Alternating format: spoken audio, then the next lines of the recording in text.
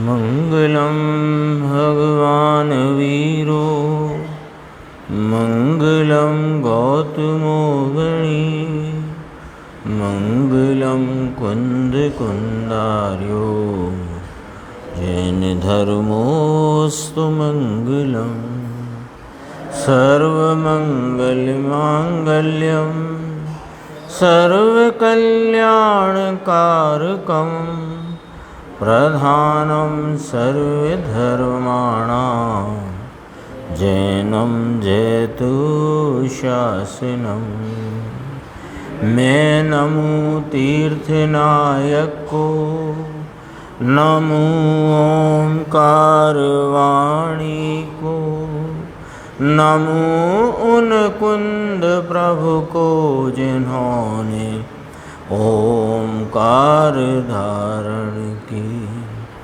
अहो उपकार जिनवर का कुंद का दिव्य वाणी का जिन कुंद ध्वनि दाता उन कहान स्वामी का। रमिऊण जिणम वीरम अनंत वर्णान दंसन सहावम भोक्षामिनियम सारम केवली शुद्ध केवली भणिदम। अपनी नियम सार जी परमागम ग्रंथ की स्वाध्याय चल रही है और उसमें 161 नंबर की गाथा शुद्ध उपयोग अधिकार की उसकी टीका की स्वाध्याय अपन ने कल प्रारंभ की थी, उसे आज अपन आगे बढ़ाएंगे। अभी जो समय सार जी परमागम की 316 नंबर की गाथा जिस पे गुरुदेव श्री का व्याख्यान चल रहा था, वो गुरुदेव श्री ने स्वयं फरमाया कि भाषा तो सादी है पर भाव जरी ऊंडो छे, गहरा भाव है। इसमें देखो जरा अपन इसका भावार्थ में से पढ़ के थोड़ा विषय रिवीजन में लेते हैं और फिर जो चर्चा विशेष आई है वो अपन देखेंगे। 379 पेज है, भावार्थ से ही पूरा विषय आ जाएगा। देखो, अज्ञानी को तो शुद्ध आत्मा का ज्ञान नहीं, इसलिए जो कर्म उदय में आते हैं उनको ही वह अपने रूप जान करके भोगता है। ये इसकी मजबूरी है। क्या मजबूरी है कि अपने शुद्ध आत्मा का ज्ञान नहीं, उसका भान नहीं, तो अब जब उसको जानता ही नहीं, पहचानता ही नहीं, तो जो परिणति में जिस प्रकार के परिणाम का वेदन है उसमें मैं करता है, कहीं तो करेगा ना। ये सत्ता रूप वस्तु है तो सत्तावान है, और सत्तावान है और भान वाला है, तो अपनी सत्ता कहीं है ऐसा तो करेगा ना, क्योंकि इसमें श्रद्धा गुण पड़ा हुआ है और श्रद्धा गुण का कार्य है कि मैं पना करना, अहम करना। तो अब जब ये जो आप रूप है उसे पहचानता नहीं तो कहीं ना कहीं तो करेगा। तो कहाँ करता है कि बाहर परद्रव्यों में, कि परद्रव्यों में नहीं करता, परद्रव्यों में ममत्व करता है और उस ममत्व से उपजे हुए रागादि विकारी भाव में जो परिणति में वेदन में आते हैं। दरअसल तो मामला ये है कि जिसको वेदता है उसको मैं करता है। ये बात अभी आगे अपने काम आने वाली है। यानी ज्ञान में जिसका जिस प्रकार वेदन है उसमें ही मैं करता है। अब क्या है कि इसमें राग को वेदता हुआ, राग से भिन्न अपना ज्ञायक भगवान है, उसे जानता नहीं, पहचानता नहीं, नज़र में नहीं, देखा नहीं, भाला नहीं, तो राग को वेदते राग में मैं करता है। तो राग में मैं करता है तो जिसमें मैं करता है उसके फल को वेदता है, भोगता है। एकदम सीधी न्याय की बात है। राग का वेदन करता है तो राग के फल को वेदन, उसका भोक्तापना है, और अपने स्वरूप को अहम करे, उसका भान करके उसका आस्वादन करे तो आनंद को भोगे। फिर वो कर्म के फल को क्यों भेजे, क्यों भोगता हो। इसलिए अभोक्तापने की बात चलती है ना यहाँ पर, अकर्तापने की तो हो गई थी। अब देखो, अज्ञानी को तो शुद्ध आत्मा का ज्ञान नहीं, इसलिए जो कर्म उदय में आते हैं उनको ही वह अपने रूप जानकर भोगता है। अब ये तो निमित्त से बात करी, कर्म उदय में आते हैं इतना कह करके, उदय में आते हैं, उनके निमित्त से जो संयोग बनते हैं, फिर उनमें यह ममत्व रूप भाव करता है, उनके प्रति इष्टता अनिष्टता का जो परिणाम राग का करता है उसका वेदन करता है खरे कर तो, और उसका वेदन करता हुआ उसमें अहम करता है। आगे कहा, ज्ञानी को शुद्ध आत्मा का अनुभव हो गया है, इसलिए वह प्रकृति के उदय को अपना स्वभाव नहीं जानता। प्रकृति का उदय मिट गया है ये नहीं कहा, प्रकृति का उदय प्रकृति में वर्तता है, लेकिन यह मेरा स्वभाव नहीं, ऐसा जानता होने से अपना जो स्वरूप ज्ञायक भगवान अतीन्द्रिय आनंद स्वरूप है उसका ज्ञाता ही रहता है। तो ज्ञाता रहता है तो भोगता नहीं होता, ये वाली बात यहाँ कही गई। अब इसमें एक बड़ी अटपटी सी चर्चा आई थी बाद के जो प्रवचन के अंतिम बिंदुओं पर, अंतिम भाग में, उसको देखो जरा अपन यहाँ देखते हैं। 384 पेज पे 3 पंक्ति पढ़ेंगे, फिर अपन पीछे चलेंगे। 3 बोल लिए, सम्यक ज्ञान अब वो अज्ञानी की बात तो अपन ने कर ली, उसे तो अब रखो एक तरफ, अब ज्ञानी की बात करते हैं। 3 बोल लिए, सम्यक ज्ञान, सम्यक दर्शन, सम्यक चारित्र। इन तीनों में कथन किस प्रकार किया कि स्वयं पर का विभाग लिया। कथन की शैली आचार्य देव ने इस प्रकार ली कि स्वयं पर का विभाग, तो श्रद्धा में भी वही घटाया, ज्ञान में भी घटाया और चारित्र में भी घटाया। कैसे कि देखो, स्वयं पर का विभाग वह ज्ञान है, यानी स्वयं को स्वयं पर को पर जान, ये सम्यक ज्ञान है ना। आता एक भजन है ना कोई बहुत पुराना, निज को निज पर को पर जान है, हाँ आत्मकीर्तन, पुराना, बहुत पुराना भजन। हूँ स्वतंत्र निश्चल निष्काम, ज्ञाता दृष्टा आत्म राम। तो उसमें कहा निज को निज पर को पर जान, यानी स्वयं पर का ज्ञान, स्वयं पर का विभाग ज्ञान, ये तो हुआ ज्ञान, ये बात ठीक है। अब कहा स्वयं पर का विभाग वह दर्शन है, और कहा कि स्वयं पर का विभाग यानी प्रकृति का भिन्न पने रूप जो सेवन, ये चारित्र है। तो प्रकृति का सेवन है कि है, लेकिन उससे भिन्न मैं आनंद स्वरूप हूँ, तो आनंद का सेवन करता है, इसका नाम चारित्र है।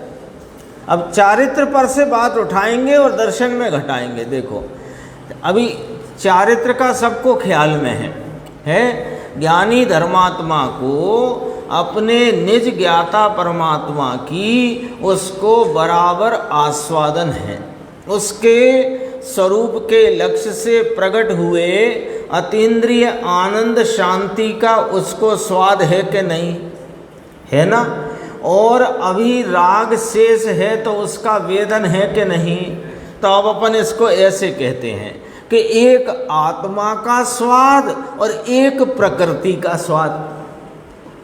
राग का जो वेदन है उसे अपन यूँ कहते हैं प्रकृति का स्वाद, कर्म प्रकृति का स्वाद और आत्मा का स्वाद, दोनों स्वाद चल रहे हैं उसको, हैं कि नहीं। दोनों स्वाद में वो जो कर्म प्रकृति का राग रूपी स्वाद है वह मैं नहीं हूँ, ऐसा विभाग ज्ञान और ऐसी विभाग रूप श्रद्धा होने से अपने आनंद भाव को भोगता है, वह चारित्र है। ठीक है, ये कौन सी व्याख्या है?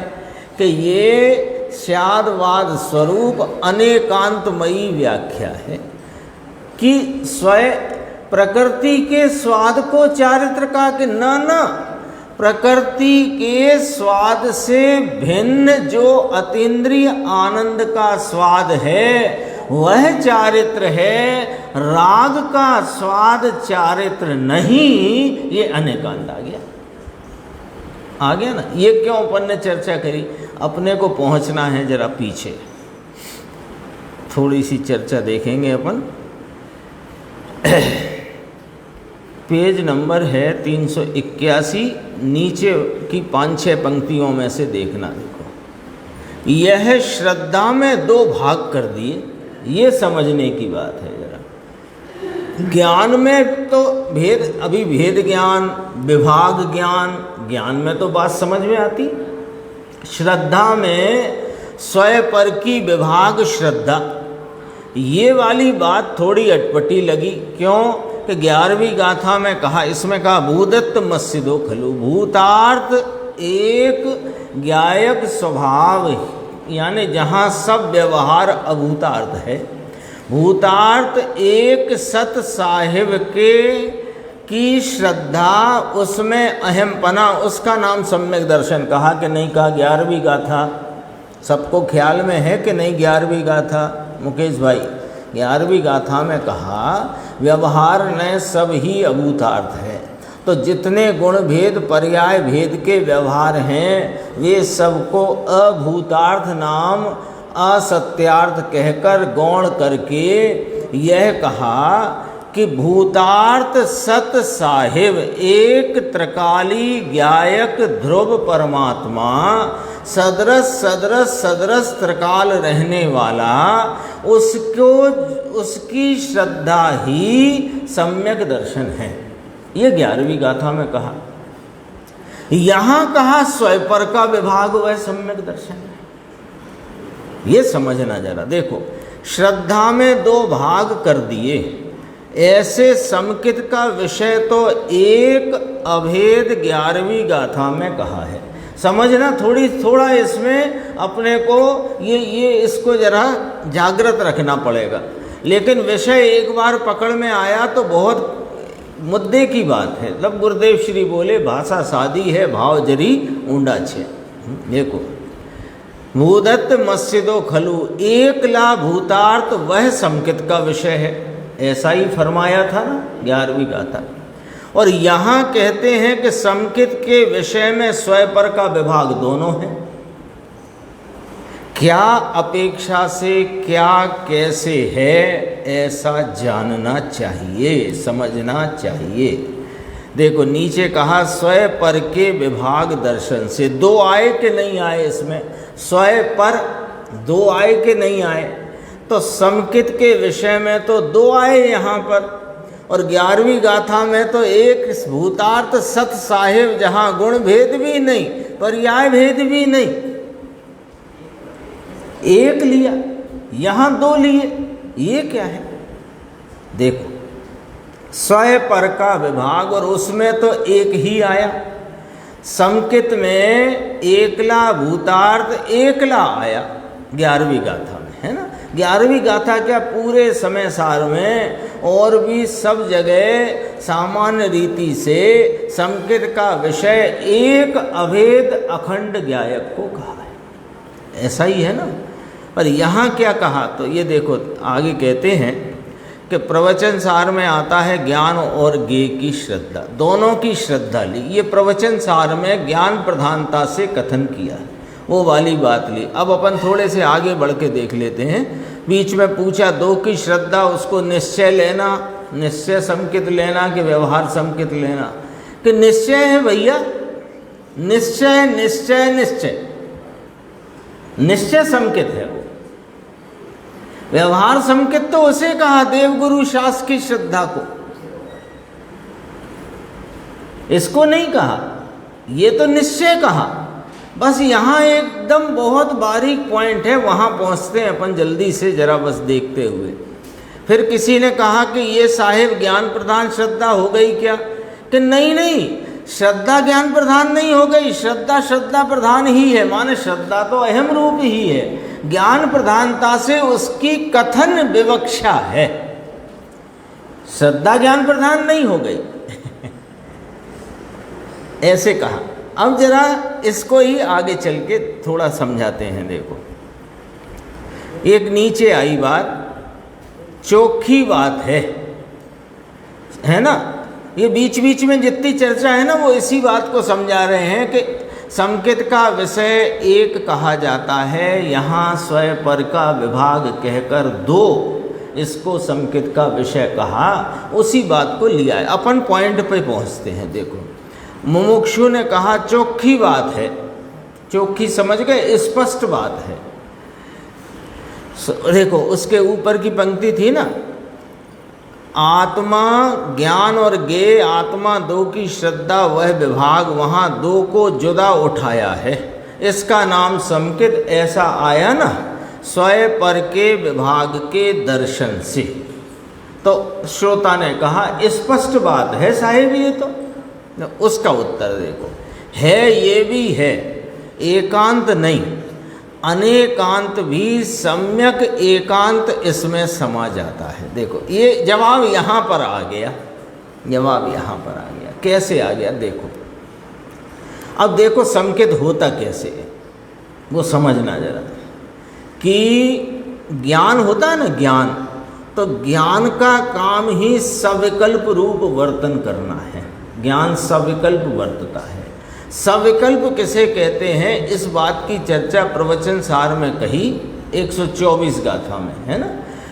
अर्थ विकल्प वह ज्ञान है, अर्थ विकल्पोणाणम, ऐसी वहाँ परिभाषा करी। अर्थ विकल्प वह ज्ञान है, अर्थ नाम पदार्थ और विकल्प नाम उसमें स्वय पर का विभाग।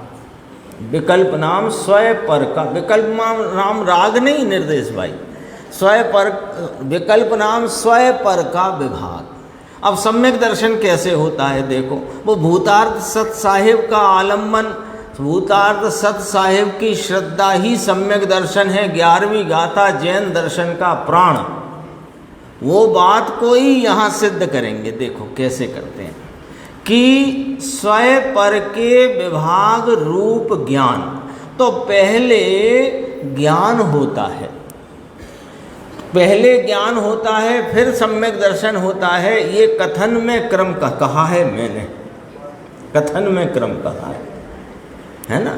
क्यों कि उपयोग ने सर्व भावों को, भेदों को, सब विकल्पों को गौण करके एक सत साहिब स्वरूप को उपयोग ने जो विषय किया, तो उपयोग ने जब इसे विषय किया तो उस उपयोग में स्वय पर खड़े हुए कि ना हुए, बस पॉइंट ये। ज्ञान में खड़े हुए कि नहीं हुए? यदि नहीं हुए तो फिर ज्ञान सविकल्प कैसे परिणमेगा? तो जब उपयोग ने सर्व विषयों को, भेदों को, भावों को, पर्यायों को, सबको गौण करके एक स्वरूप सदृश रहते हुए अपने टंकोत्कीर्ण ज्ञायक परमात्मा को लक्ष्यगत किया, तो उसको लक्ष्य किया तो वह विषय बना, तो विषय बना तो उस विषय का जानना हुआ, और वहाँ पर क्या राग सर्वथा समाप्त हो गया है? अथवा गुण भेदों के जो भेद रूप प्रकटताएं हैं वे हैं कि नहीं? तो उन सब को, उन भेदों को वह पर प्रकार, पर रूप जानता है और एक रूपता को स्वस्वरूप जानता है। ये ज्ञान में हुआ। तो अब यहाँ उसी पर से कहते हैं, उसी ज्ञान में ही तो इसने अहम किया है। उसी जब ज्ञान में इसको विषय बनाया अपने त्रैकालिक स्वरूप को, तो जब त्रैकालिक स्वरूप को विषय बनाया तो उसका विषय बनते ही उसके अनंत गुण स्वरूपता की सामर्थ्य का वेदन पर्याय में आया ना। और राग भी वहाँ पर है। कैसा है कि वेदन में प्रकट नहीं है पर राग का भाग है, वहाँ नहीं है तो वीतराग नहीं हो जाता। तो वो सब काय में गए कि वे गे में गए, और मैं एक ज्ञायक हूँ ऐसा वहाँ ज्ञाता गे का भेद खड़ा है। तो ज्ञाता गे दोनों को श्रद्ध लिया उसने वास्तव में तो ज्ञाता को ज्ञाता रूप श्रद्धा में ले लिया, और गे है वह मैं नहीं हूं ऐसा श्रद्धा में ले लिया। इसलिए स्वयं पर का विभाग दर्शन वह समकित है, ये वाली बात यहाँ कही। देखो पढ़ लेते हैं ये। अनेकांत में भी सम्यक एकांत। सम्यक एकांत कौन? भूतार्थ सत साहेब दृष्टि का विषय भूत अपना ज्ञायक टंकोत्कीर्ण परमात्म तत्व, ये सम्यक एकांत है। इसमें कोई भेद नहीं। ये सम्यक एकांत इस अनेकांत में समा गया। किस अनेकांत में? कि ये एक सत साहिब, ये ज्ञाता और इसकी ज्ञान परिणति में जो भाव हैं वे गे हैं, ये अनेकांत हो गया।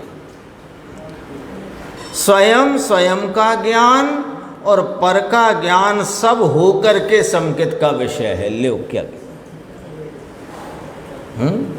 ऐसा भी कहते हैं। और एक तरफ ऐसा कहें कि एकला भूतार्थ त्रिकाल सत्ता, ये समकित का विषय है, ऐसा भी कहें। दर्शन प्रधान से ऐसा कहते हैं। दर्शन प्रधान माने दृष्टि प्रधानता से ये बात आई। खरेखर विषय तो वो ही है वास्तव में है। फिर कहा ज्ञान प्रधान से ऐसा कहते हैं। ज्ञान प्रधान से क्या कहते हैं कि भैया ज्ञान में क्या वर्तता है, जो ज्ञान में वर्तता है उसी को तो श्रद्धा है, कोई हवा में थोड़ी श्रद्धा करी है। राकेश भाई पॉइंट पकड़ में आया। जो आत्मा के स्वरूप का प्रकटपना पर्याय में आया तो उसमें जो एक रूपता है सो मैं हूं, और जो भेद रूपता है सो गे है। ऐसे स्वयं पर का विभाग दर्शन, इसको समकित का। देखो ज्ञान प्रधान से ऐसा दोनों अपेक्षा जाननी चाहिए। दोनों खोटे नहीं, दोनों ही यथार्थ हैं। ये सब चर्चा इसमें आई थी। फिर गुरुदेव ने एक जगह कहा था कि ये विशाल है ये जिन मार्ग, विशाल विशाल अनेकांत मार्ग, जिस रीति से कहा उस रीति से उसको समझना चाहिए। अपनी कल्पना इसमें नहीं डालना चाहिए। अब अपन चलते हैं अपने विषय पर। 161 गाथा नियम सारथी परमागम शुद्ध उपयोग अधिकार, उसका अपन ने एक पैराग्राफ कल पढ़ा था और उसके आगे की चर्चा अपन देखते हैं। न्याय का इसमें बहुत अच्छी तरह से प्रयोग करके टीकाकार मुनिराज ने इस बात को सिद्ध किया है कि ज्ञान भी स्वयं पर प्रकाशक है और दर्शन भी स्वयं पर प्रकाशक है।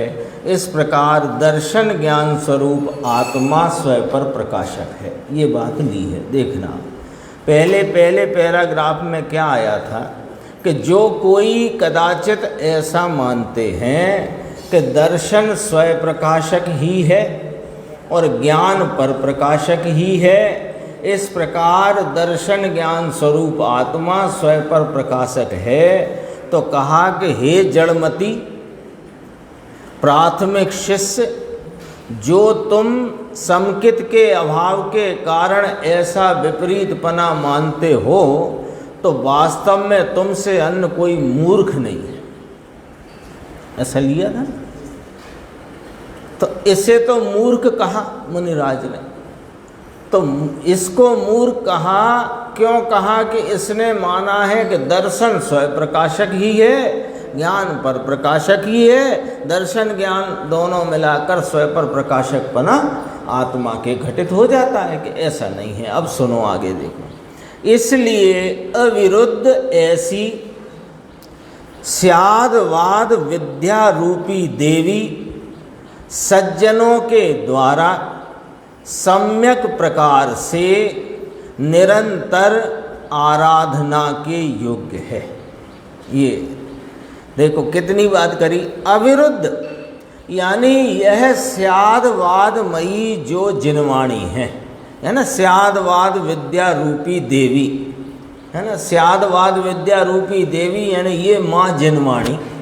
ये माँ जिनवाणी कैसी है कि अविरुद्धता से रही हुई है, इसमें पूर्वापर विरोध है नहीं, और इसमें सर्व विषयों का वस्तु के स्वरूप का अविरुद्ध पने यहाँ सिद्धि की गई है, इसकी विवेचना में, इसकी निरूपणा में। ठीक है, तो इसको सम्यक प्रकार से निरंतर आराधना चाहिए।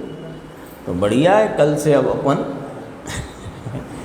जिनवाणी की आराधना। जिनवाणी की आराधना का क्या मतलब कि जिनवाणी में कही हुई बात को, उसके सच्चे तात्पर्य को सम्यक प्रकार से, सच्चे तात्पर्य को निरंतर आराधना चाहिए। माने उस सम्यक सच्चे यथार्थ तात्पर्य का सेवन करते हुए वस्तु स्वरूप का निर्णय करना चाहिए। ये वाली बात यहाँ थी। देखो वहाँ स्यादवाद मत में माने जिनेन्द्र परमात्मा द्वारा कही गई आचार्य भगवंतों की परंपरा में आई हुई 6 द्रव्य 7 तत्व 9 पदार्थ की जो निरूपण है, प्ररूपणा है, वह उसमें एकांत से ज्ञान को पर प्रकाशक पना ही नहीं है, ऐसा कहा है। स्यादवाद मत में दर्शन भी मात्र शुद्धात्मा को ही नहीं देखता, यानी कि मात्र स्वयं पर प्रकाशक ही नहीं है। अभी तो इतनी बात करी, जो अयथार्थ मान्यता जड़मती मूर्ख लोगों की है, उसको तो गलत कहा, और गलत कहते हुए यह कहा कि सर्वज्ञ भगवान द्वारा कही गई इस स्यादवाद रूपी जिनवाणी में एकांत से ज्ञान को पर प्रकाशक पना ही नहीं, और दर्शन मात्र से एक शुद्धात्मा को या स्वयं प्रकाशक ही है, ऐसा नहीं है। ये बात कही। तो फिर सिद्ध करो साहब कि ज्ञान स्वयं पर प्रकाशक है और दर्शन स्वयं पर प्रकाशक है, सिद्ध कर दो आप। हमने तो ये जो अयथार्थ मान्यता है ये कहाँ से आई कि देखो साहब ज्ञान लोकालोक को जानता है कि नहीं जानता।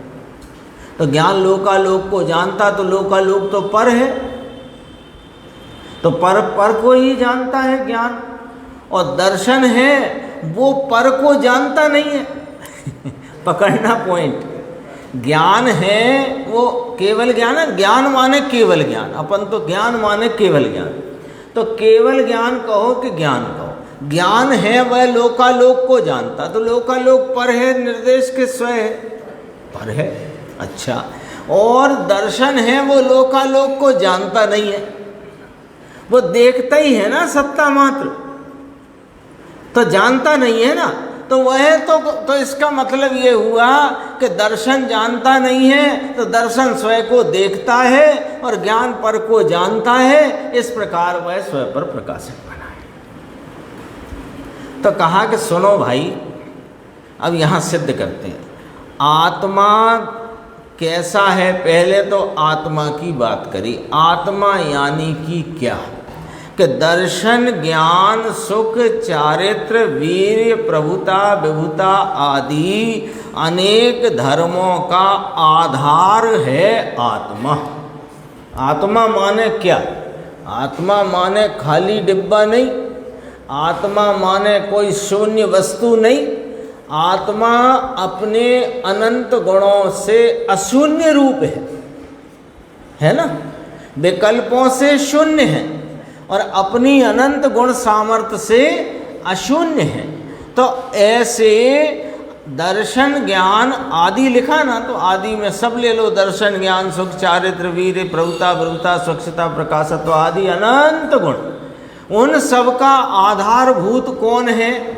आत्मा। आत्मा, ठीक है। अब कहते हैं ये पहले नक्की करा दिया ना, अब कहते हैं वहाँ माने पिछली गाथा में 160 नंबर की गाथा, उसमें व्यवहार पक्ष से और निश्चय पक्ष से बात करी थी ना। तो व्यवहार पक्ष से लोकालोक को जानना क्या कहा था? लोकालोक को जानना व्यवहार कहा था, है ना। और वास्तव में अपने को ही जानते हैं, ये निश्चय कहा था। व्यवहार पक्ष में व्यवहार निश्चय, निश्चय पक्ष में क्या निश्चय व्यवहार था, याद है किसी को? निश्चय पक्ष में अपने शुद्धात्मा को जानते हैं, ये निश्चय, और अनंत गुण भेदों को जानते हैं, ये व्यवहार। यानी ज्ञान को जानना निश्चय और अन्य गुणों को जानना व्यवहार। ये निश्चय पक्ष का निश्चय व्यवहार। और व्यवहार पक्ष का निश्चय व्यवहार कि अपने शुद्धात्मा को जानते हैं, ये निश्चय, और उस शुद्धात्मा को जानते हुए जो पर जानने में आ जाते हैं लोकालोक, सो व्यवहार। याद आ गई ना बात? अब देखो, व्यवहार पक्ष से भी ज्ञान यदि केवल पर प्रकाशक होए, यानी ज्ञान को यदि हम, जैसा कि ऊपर कहा गया, ज्ञान को यदि हम पर प्रकाशक ही मान लें, क्योंकि लोकालोक का प्रकाशन तो भैया केवली को प्रसिद्ध है। केवली की प्रसिद्धि केवल ज्ञान, और केवल ज्ञान की प्रसिद्धि लोकालोक के समस्त ये सब इसमें ही तो है। कितनी लंबी उसकी वो बनती है व्याख्या। तो यदि माने कि पर प्रकाशक ही होए तो फिर ज्ञान तो सदा बाह्य स्थित ही रहा। लॉजिक लिया देखो, ज्ञान तो सदा बाह्य स्थित पने के कारण अब ज्ञान का फिर आत्मा के साथ संबंध ही ना रहा। अब समझो वो ऊपर पंक्ति कही थी, क्यों कही थी? लिखा, आत्मा दर्शन ज्ञान आदि अनेक धर्मों का आधार है। एक छोटी सी पंक्ति पहले कही टीकाकार मुनिराज ने, क्यों कही थी? कि ये समझोगे कैसे कि यदि ज्ञान को मात्र पर प्रकाशक ही मानोगे तो फिर इसका मतलब ये हुआ कि ज्ञान सदा बाह्य स्थित है और आत्मा के साथ उसका कोई संबंध ही ना सिद्ध हुआ। तो जब आत्मा के साथ संबंध न रहेगा तो आत्म प्रतिपत्ति के अभाव के कारण सर्वगतपना भी नहीं बनता। ले, प्रतिपत्ति का अर्थ नीचे देख लो। आत्मा, आत्म प्रतिपत्ति माने आत्मा का ज्ञान, स्वयं को जानना। अब स्वयं को जानना ही यदि तुम निषेध कर दोगे, स्वयं का जानना ही यदि तुम्हें स्वीकार नहीं है, तो फिर कहाँ गया? वहाँ तक पहुँचना पड़ेगा।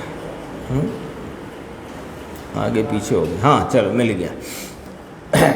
यदि आत्मा का आत्म प्रतिपत्ति माने स्वयं का जानना, अब स्वयं का जानना तुम इनकार करते हो और मात्र पर प्रकाशक कहते हो, तो पर प्रकाशक पने में तो आत्मा बाहर ही स्थित रह गया, उसका आत्मा से कोई संबंध ही ना रह गया। अब आत्मा से संबंध नहीं रहा तो फिर स्वयं का जानना भी ना रहा। तो फिर इस कारण से यह हुआ कि ज्ञान हुए तो होए ही नहीं, ज्ञान की अस्तित्व, ज्ञान की सत्ता ही सिद्ध नहीं होती। क्यों? अब वो पहली पंक्ति जो अपन ने पढ़ी थी, ज्ञान आत्मा के आधार है। आत्मा के आधार है कि नहीं ज्ञान? ज्ञान गुण है, तो गुण गुण के आश्रय, गुण के आधार नहीं होता। गुण द्रव्य के आधार है, द्रव्य आत्मा है। तो जो द्रव्य है आत्मा, उसको ही ना जाने यदि ज्ञान, तो उससे संबंध नहीं रहा। तो जाने ही नहीं तो संबंध नहीं, और संबंध नहीं यदि इसका अपनी ही आत्मा से, अपने ही आधारभूत भाव से ही यदि इसका संबंध नहीं, तो फिर ये तो ज्ञान ही सिद्ध नहीं होता। ज्ञान की सत्ता ज्ञान है, ज्ञान है, ज्ञान है, कहाँ से कहते हो ज्ञान है? बताओ। अभी अपन एक छोटा उदाहरण देखते हैं। आपको वो शास्त्र में लिखा है ना, ऊपर गाथा लिखी है, तो वो जानने में आ रही है कि नहीं आ रही? जानने में आ रही है ना। तो ये जो जानने में आ रही है, ये काय से जानने में आ रही है? ज्ञान से। तो ज्ञान पुस्तक में है कि आप में है? ज्ञान का संबंध आपसे है कि पुस्तक से है? तो आपसे है, तो जिससे संबंध है उसे ही नहीं जाने तो ज्ञान ही सिद्ध नहीं होता।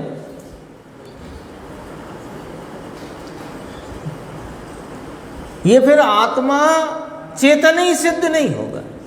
ये आत्मा तो जड़ रहेगा। तब तो कहा था कि हे जड़मती। अद्भुत है, टीका बहुत अद्भुत है। और ये विषय कोई सामान्य नहीं है।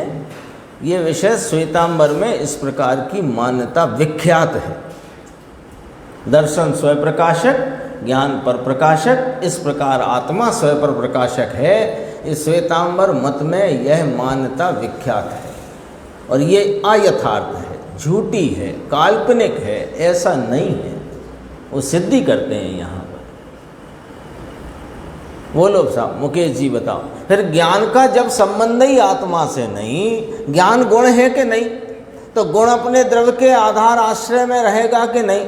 तो जब जिसके आश्रय से उसके साथ संबंध नहीं, उसको जानता नहीं, तो फिर ज्ञान ही सिद्ध नहीं होता ना। लिखा इसमें देखो। अब जब ज्ञान ही सिद्ध नहीं हुआ तो सर्वगत कौन है? सबको जानने वाला कौन है? कि ज्ञान जानता है सबको। अब ज्ञान ही सिद्ध नहीं है तो जानता कहां से? जब ज्ञान ही सिद्ध नहीं हुआ तो जानता कहां से? देखो, और दूसरा एक उदाहरण, ये थोड़ा न्याय है, बारीक है। दूसरा एक उदाहरण, दीपक है ना, दीपक। तो दीपक प्रकाशित है, ठीक है। अब दीपक घटपटादि को प्रकाशित करता है, ठीक है, इसमें कोई समस्या है नहीं है। अब ये कहते हैं कि दीपक यदि घटपटादि में ही स्थित है और दीपक की वह प्रकाश रूप ज्योति का दीपक से ही संबंध नहीं है। ज्योति किसके आधार है? निर्देश भाई, प्रमाद छोड़ो थोड़ा। किसके आधार है ज्योति? वो जो प्रकाशित होती हुई ज्योति है वो किसके आश्रय में है? दीपक के, है कि नहीं? तो दीपक के आश्रय से रही हुई ज्योति यदि दीपक को ही प्रकाशित नहीं कर रही तो फिर वह ज्योति ही सिद्ध नहीं होती। और जब ज्योति सिद्ध नहीं होती तो घटपट आदि का प्रकाशन भी सिद्ध नहीं होता। जाओ, ये वाला न्याय है, गजब का न्याय है।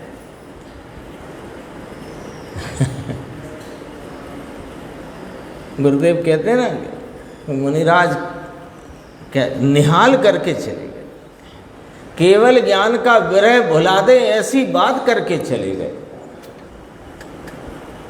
आचार्य भगवंत, मुनि भगवंत, ज्ञानी धर्मात्मा, दीपचंद जी कासलीवाल, बनारसी दास जी, पांडे राजमल जी, जयचंद जी छावड़ा, दौलत राम जी, क्या नहीं कर गए। बस हम ही करने में चूक रहे हैं। तो हमें करने का अवसर है, सब चीज़ सामने है। उसमें दरअसल में क्या है, सारा मामला इतना सा है कि रुचि का मामला है। अपने को ये बात समझना है तो समझ में नहीं आए ऐसा हो नहीं सकता, और अपने को यदि ये समझना नहीं है तो समझ में आ जाए ऐसा हो नहीं सकता। जब हम यहाँ बैठे ही इस बात को नक्की करके हैं कि अब ठीक है जो चले सो चले, हमें नहीं समझना, तो फिर आपको समझ में आएगा ही नहीं, ये भी गारंटी। और जिसने ये सोच कर बैठा है कि ये समझना ही है, उसे समझ में नहीं आएगा ऐसा हो नहीं सकता। देखो क्या कहते हैं, ज्ञान का आत्मा के साथ संबंध नहीं रहेगा, इसलिए आत्म प्रतिपत्ति के अभाव के कारण सर्वगत पना भी नहीं बनेगा। दीपक वाली उदाहरण से समझ में आई ना बात? इस कारण के कारण आ कारण ने लीधे, इस कारण के कारण यह ज्ञान होए ही नहीं, फिर ज्ञान ही नक्की नहीं होएगा, सिद्ध ही नहीं होएगा। अर्थात ज्ञान का अस्तित्व ही ना होए, फिर तो ज्ञान मृग तृष्णा के जल की भांति आभास मात्र ही ठहरेगा। मृग तृष्णा का जल तो समझ गए, वो हिरण रेगिस्तान में ऐसा दूर से धूप में चमकती हुई रेत को पानी समझता है और दौड़ लगाता जाता है। पानी तो है ही नहीं, पानी तो है ही नहीं, पानी का आभास है। ऐसे यह ज्ञान ही सिद्ध नहीं होगा। ऐसे करके वो तो मृग तृष्णा के आभास जैसा रह गया तुम्हारे ज्ञान, इसलिए उसको जड़मति कहा। आगे देखो, इस प्रकार दर्शन पक्ष से भी, यानी दर्शन के संबंध में बात करते हैं कि दर्शन मात्र अभ्यंतर प्रतिपत्ति का ही कारण नहीं है। अभ्यंतर प्रतिपत्ति माने कि स्वयं को जानना, है ना। वो देखो क्या शब्द है, अंतरंग का प्रकाशन, स्वयं को प्रकाशना, है ना। वहाँ ज्ञान के संबंध में जानना लिखा था और दर्शन के संबंध में स्वयं को प्रकाशना लिखा, वहाँ स्वयं को जानना लिखा, फुटनोट में, है ना।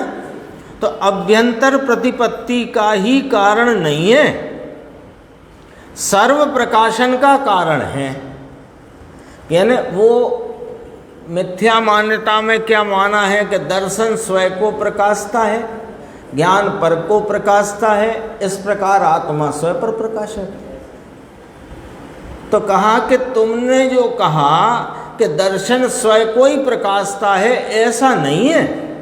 सुनो, ये सर्व प्रकाशन का कारण है, क्योंकि अब जरा थोड़ा बारीक उदाहरण है, समझना।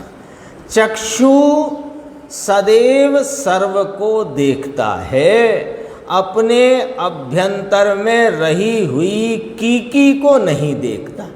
उल्टा उदाहरण दे करके समझाया उसको, उल्टा उदाहरण देकर कि कोई कहे कि फिर इसका मतलब सिर्फ दर्शन पर प्रकाशन ही रह गया, कि नहीं, बात स्वयं प्रकाशन तो तुम मान ही रहे हो, तुम पर प्रकाशन नहीं मान रहे हो, सो वो हम सिद्ध करे देते हैं, तो स्वयं पर प्रकाशक दर्शन सिद्ध हो गया।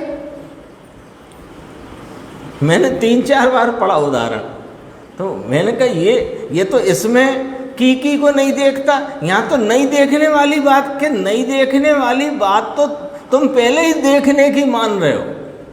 स्वयं प्रकाशन तो तुमने पहले ही मंजूर करके बैठे हो कि दर्शन स्वयं प्रकाशक है, पर प्रकाशक नहीं है, और ज्ञान पर प्रकाशक है, स्वयं प्रकाशक नहीं है।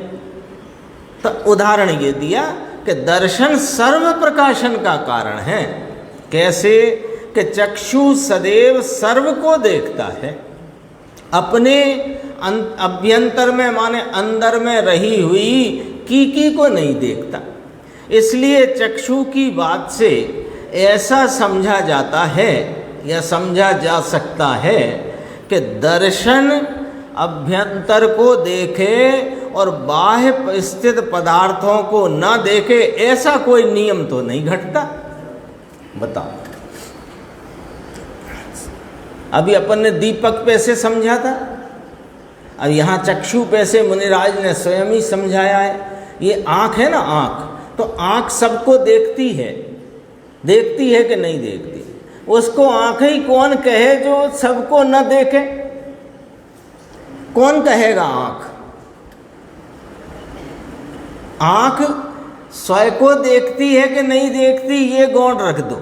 अभी तो नक्की ये करो कि आँख सबको देखती है कि नहीं देखती। जब आँख सबको देखती है तो आँख सबको देखती है तो दर्शन भी सबको ही देखता हुआ है, स्वयं पर प्रकाशक है दर्शन भी, ऐसा लिया। इससे ज्ञान और दर्शन के यानी दोनों के स्वयं पर प्रकाशक पना अविरुद्ध ही है। यानी दोनों के स्वपर प्रकाशक पने की को घटित होने में कोई विरुद्धता बाधा नहीं आती।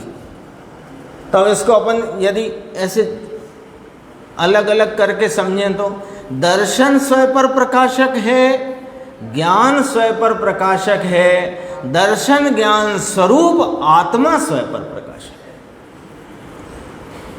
उसने कहाँ गड़बड़ की थी? दर्शन स्वप्रकाशक, ज्ञान पर प्रकाशक, ऐसे आत्मा स्वपर प्रकाशक। तो वो अयथार्थ है, गलत है, विपरीत है, मिथ्या है। तो अब यहाँ पर जो न्याय से ली बात, वो क्या ली बात कि ज्ञान यदि सबको जानता है और आत्मा को नहीं जानता तो इसका आत्मा से संबंध सिद्ध न हुआ। जैसे दीपक की ज्योति का फिर दीपक से संबंध सिद्ध न हुआ, तो दीपक का प्रकाशन हुए बिना घटादि का प्रकाशन मानो तो ऐसा तो घटित नहीं होता, तो दीपक का अस्तित्व ही सिद्ध नहीं होता, फिर घटादि का प्रकाशन किससे?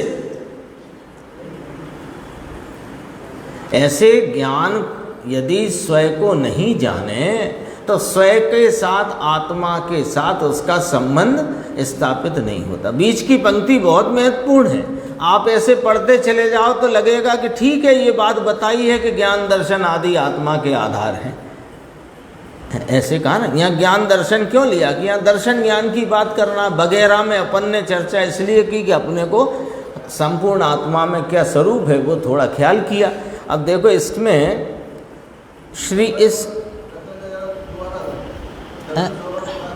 हाँ देखो, दर्शन स्वपर प्रकाशक है तो एक पक्ष ये कहता है कि दर्शन सिर्फ स्वयं को ही प्रकाशता है, पर को नहीं प्रकाशता। उसको सिद्ध करते हैं कि दर्शन भी मात्र अभ्यंतर माने स्वयं को प्रकाशने का ही कारण नहीं है, सर्व प्रकाशन का कारण है, ऐसा जिनवाणी ने कहा है। पूरे विश्व को देखता है कि नहीं देखता? केवल दर्शन का क्या मतलब है? केवल दर्शन माने क्या? समस्त लोकालोक। तब फिर वो चर्चा आई प्रवचन सार, महासत्ता अवांतर सत्ता। एक महासत्ता को है ऐसा अवलोकता है क्योंकि वह भेद करके तो उसका काम नहीं, वो तो अभेद एक ऐसे ही ग्रहण करता है पने से। तो वो सबको देखता है। इसका उदाहरण दिया। आप कह रहे हैं दोबारा बात करो कि ये नेत्र है कि नहीं, तो नेत्र किसे कहेंगे? जो सबको देखे। जो देखे नहीं उसे नेत्र कौन कहता है? तो कहा कि वह स्वयं को नहीं देखता, उदाहरण में लिया। तो स्वयं को नहीं देखता तो क्या फिर दर्शन मात्र पर प्रकाशक है कि नहीं? स्वयं प्रकाशक तो तुम मान ही रहे हो और हम पर प्रकाशन सिद्ध कर देते हैं, तो स्वयं पर प्रकाशन हो गया कि नहीं हो गया?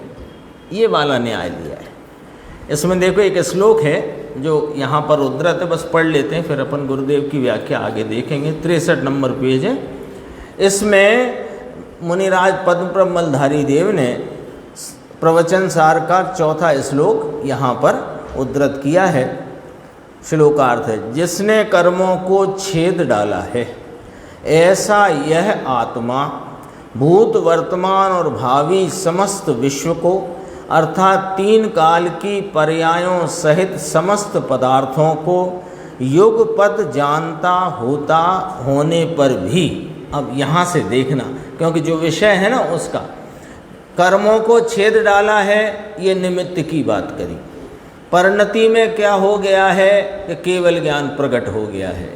केवल ज्ञान का क्या स्वरूप है कि भूत वर्तमान और भावी के समस्त विश्व को यानी तीन काल की पर्यायों सहित समस्त पदार्थों को युगपत जानता है, ऐसा स्वरूप है। ऐसा होने पर भी, होवा छता लिखा है ना, ऐसा होने पर भी मोह के अभाव के कारण पर रूप से नहीं परिणमता।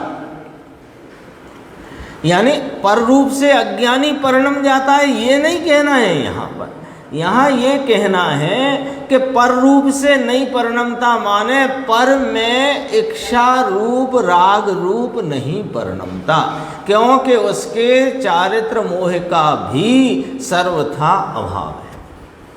तो मोह के अभाव के कारण पर रूप नहीं परिणमता, यानी पर के प्रति राग रूप नहीं परिणमता, मतलब ये है। इसलिए अब जिसके समस्त गेयाकारों को अत्यंत विकसित ज्ञप्ति के विस्तार द्वारा स्वयं पी गया है, वह केवल ज्ञान अपनी अत्यंत विकसित ज्ञप्ति, अत्यंत विकसित ज्ञान का परिणाम उसके द्वारा समस्त गेयाकारों को स्वयं पी गया है। पी गया है माने उनको ऐसे जान लिया है। प्रवचन सार का ही श्लोक है, उसमें तो एले मान लो उत्कीर्ण हो गए हो, डूब गए हो, आदि इत्यादि सब शब्द उसमें लिए हैं। देखो, ऐसे तीन लोक के पदार्थों को, अब देखना, तीन लोक के पदार्थों को पृथक और अपृथक प्रकाशता वह ज्ञान मूर्ति मुक्त ही रहता है। मुक्त रहता है, ये कहाँ से लाए कि मोह के अभाव के कारण पर रूप नहीं परिणमता। इस पर से बात खड़ी हुई कि मुक्त ही रहता है। और पृथक अपृथक तीन लोक के पदार्थों को पृथक अपृथक प्रकाशता है। पृथक अपृथक माने जो पृथक पृथक हैं उन्हें पृथक पृथक, जो अपृथक हैं उन्हें अपृथक। जैसे समझना, जैसे ये पुस्तक है, ये पुस्तक में ये स्कंद है ना, पुस्तक, तो स्कंद को स्कंद रूप भी देख रहे हैं और वहाँ रहे परमाणु को पृथक भी देख रहे हैं। ऐसे ये जो मनुष्य देव त्रियंच नारकी हैं, वहाँ पर इसको देव को देव रूप असमान जाति द्रव्य पर्याय भी जान रहे हैं, और वहाँ पर रही परमाणुओं की ये शरीर रूप अवस्था स्कंद, और उसके परमाणु न्यारे, और वहाँ रहा आत्मा न्यारा। सबको पृथक अपृथक सर्व पदार्थों को जानते हैं। और शेष चर्चा आगे। शुद्ध स्वरूपी अविनाशी